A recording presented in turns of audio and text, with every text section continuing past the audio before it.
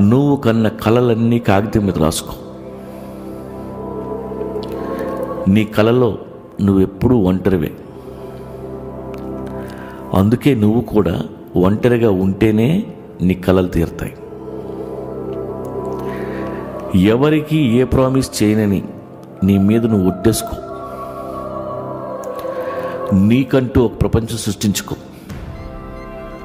అందులో కసిగా బతికే.